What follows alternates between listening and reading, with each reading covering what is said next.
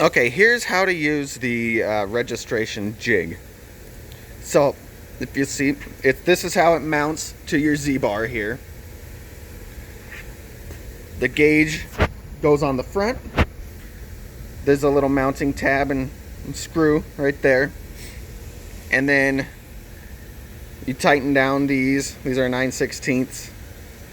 And then this guy rotates around like this so that you could get it on the other side of this bearing. So you could raise up your table. Let it off.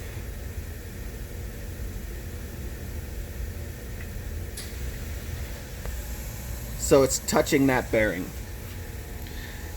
And if you'll notice, I did it pretty gently. If you don't, this gauge will kind of jump around, particularly when you let it off and it goes back down to 0. So just go slow when you're letting off, pressure of this on the gauge. Now another thing you want to do is take a bungee cord, put it on to pull the table this way, pull any slack out of it. So see how our number went up a little bit? That just makes sure that your table is exactly the same on every arm so that you get an accurate reading. So see, on this arm we have, what is it? About 16. So we'll go to the next arm, take off our bungee. I'm going to let the table down, but I'm going to keep pressure on this while I do it, so we don't let this just spring out. So now we'll let it out gently.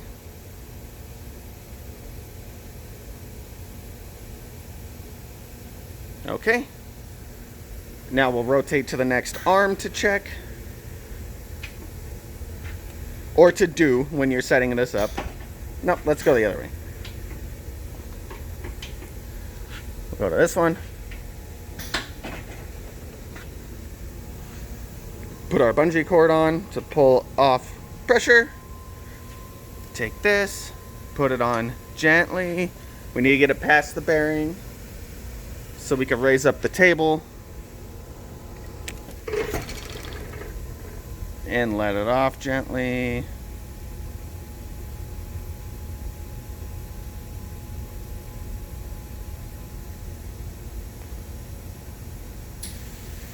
To there. And so see, now we're at, it was about 16 and a half or so. When you're doing this, you want it to be within 2 thousandths there. So 2 little lines on that. So this one would be good.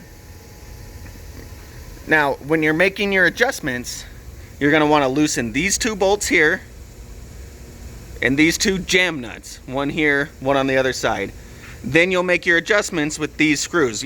Move them in, move them out, whichever way you need to go to get this to show what it needs to be. Now, when you tighten these bolts back down, and these for a little bit too, it's going to change things a little bit here. So you'll just, after you do 1 or 2, you'll notice, okay, when I tighten them, it makes this go up a little bit. So you'll make your adjustments to where this is like 1 lower than you want it to be, because when you tighten this, it's going to be higher. You do not want to loosen these on these parts on the press here. Don't touch those. Just do the bearing things here, not these, just these. And you do it all 10 times, and you check them, and it's really not that hard.